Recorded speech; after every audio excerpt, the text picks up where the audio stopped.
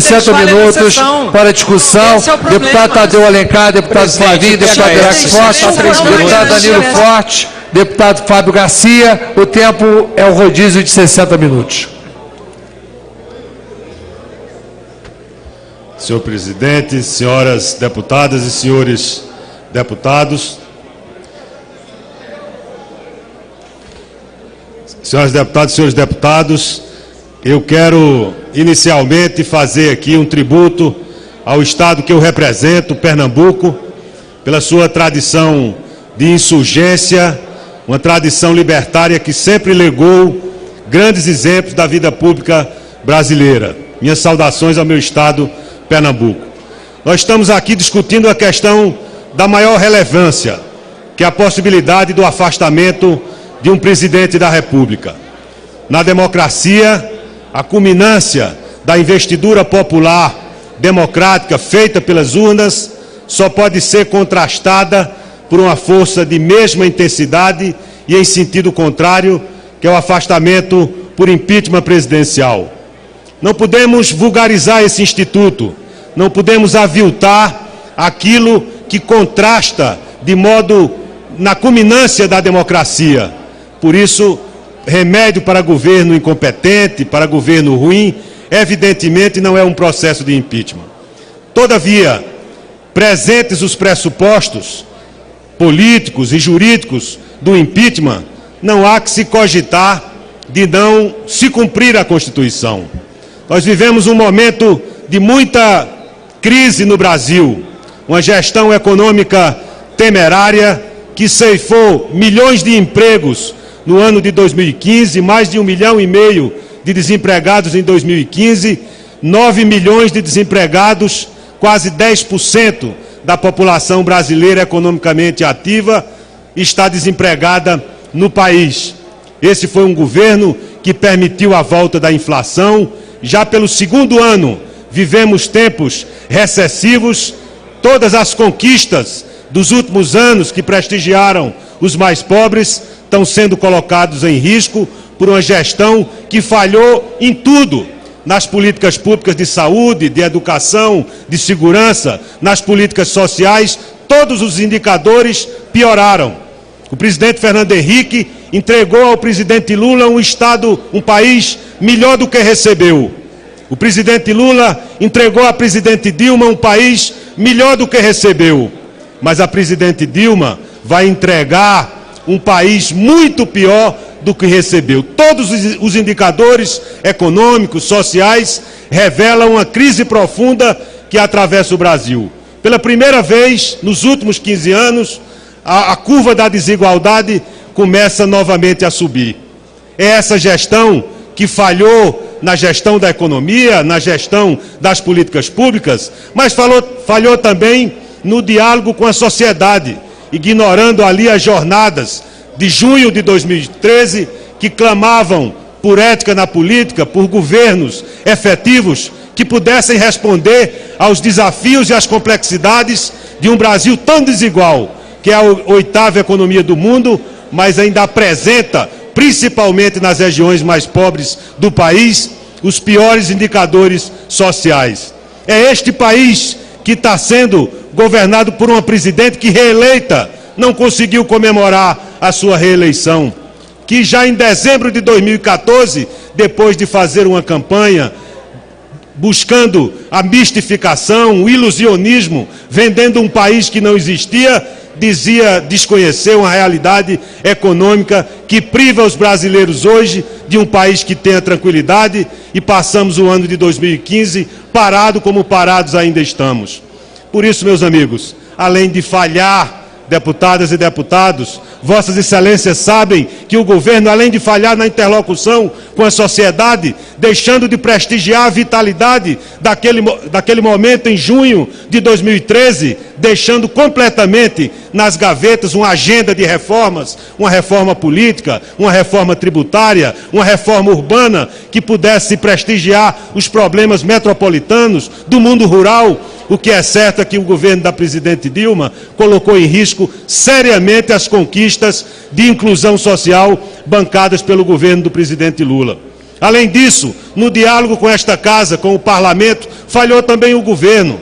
O ano passado, nós vimos aqui a agenda do Poder Executivo, uma base política completamente fragmentada, que ora não aprovava a pauta encaminhada para o Congresso Nacional, ora aprovava de maneira extremamente vexatória para um governo que tinha sido reeleito pela força do povo brasileiro.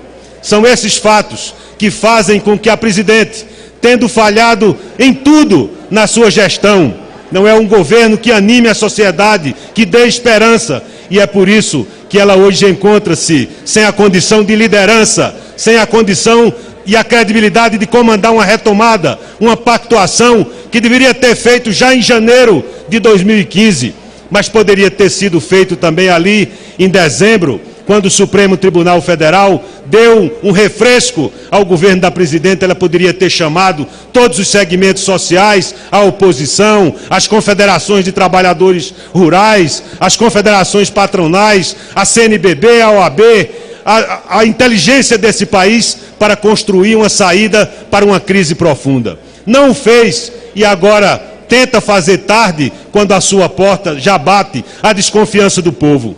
Por isso, as causas políticas para o afastamento presidencial estão presentes à saciedade.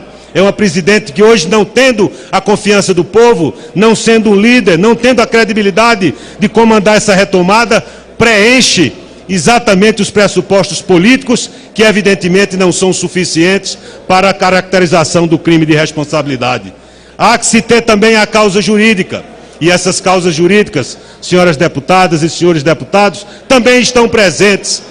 Se falar em pedalada fiscal, parece que é uma coisa de menor importância. A responsabilidade fiscal foi uma conquista da democracia brasileira e afirma a gestão pública consequente, responsável, que age com transparência, que traduz para a sociedade, principalmente para o Congresso Nacional, a realidade objetiva das suas contas, e não atribui de forma bilionária aos agentes públicos financeiros uma responsabilidade que seria do Tesouro Nacional.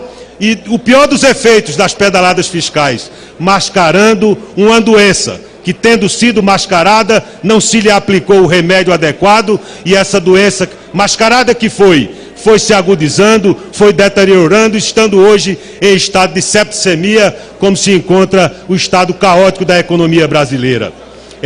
Esse mascaramento também fez com que um dinheiro que não existia, que de forma artificial, 50 bilhões de reais, de forma artificiosa, foi mantido no caixa do governo, quando deveria ter pago os compromissos com os agentes financeiros, os bancos públicos, e esse dinheiro turbinou de forma artificial as políticas públicas que são relevantes, que precisam ser consideradas e executadas, mas com dinheiro existente, com responsabilidade fiscal. Não podemos consagrar a irresponsabilidade fiscal. Isso lembra muito governos da República Velha, que sacrificavam exatamente as futuras gestões, contratando gente, fazendo com que os orçamentos do opositor que ganhou as eleições não pudesse governar exatamente por essa irresponsabilidade. Então eu tenho absoluta convicção, como tem o meu partido, de que as pedaladas fiscais não são um defeito de só menos importância.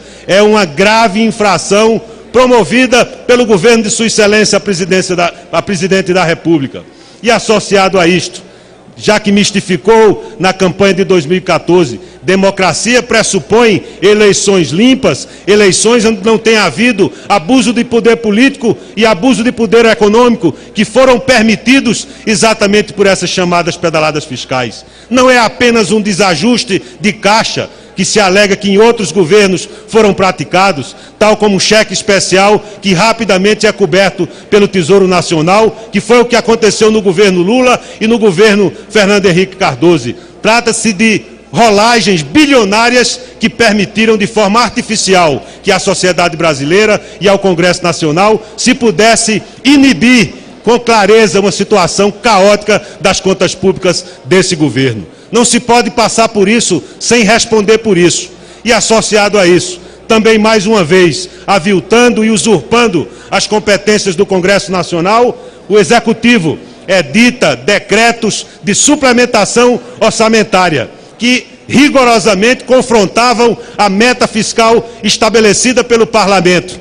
E não se venha dizer que se podia fazer isso sem autorização legislativa, nem que não se poderia ter conduta diversa, porque bastaria que o Executivo encaminhasse a esta Casa medidas provisórias e projetos de lei que poderiam ter resolvido essa questão, mas optou para esconder do Congresso, que tem o dever de fiscalizar as contas públicas, violando frontalmente, manifestamente, deliberadamente, dolosamente a Constituição da República e as atribuições do Congresso Nacional. Além disso, senhoras deputadas e senhores deputados, foram sendo reveladas muitos escândalos de corrupção na Operação Lava Jato, que ainda que contenha os seus excessos, vem afirmando a autoridade das instituições brasileiras e que quebrou a maior empresa brasileira, a Petrobras. Não podemos olhar para isso com desdém ou fazendo de conta de que isso não existiu ou dizendo que o processo de impedimento é golpe. Não há golpe quando funcionam claramente, livremente as instituições brasileiras, o Poder Judiciário, o Congresso, o Ministério Público, a Polícia Federal, a sociedade livre, a imprensa livre, uma imprensa chamada hoje de golpista, que até outro dia vivia uma lua de mel com o governo da presidente Dilma. Então, meus amigos, isso claramente estabelece a necessidade, preenchidos os pressupostos políticos e jurídicos, um dever a esta Casa de reconhecer que está presente o crime de responsabilidade e a consequência natural para quem ofende a Constituição, para quem viola os deveres da moralidade pública, ainda que a Presidente da República, pessoalmente, não se lhe possa imputar o defeito da desonestidade pessoal. Mas isso não é suficiente para afastar o crime de responsabilidade. Por último, eu quero dizer a vocês que esse não é um momento de celebração. O PSB não comemora o afastamento de um presidente da República, porque é sempre uma situação da maior gravidade, que mostra que o nosso país está doente. Mas temos a sensação de que vamos cumprir o nosso dever, que precisamos reconstruir a ação política consequente, precisamos abrir as janelas, oxigenar as esperanças, e eu vou invocar aqui a palavra firme do meu líder, Eduardo Campos: não vamos desistir do Brasil.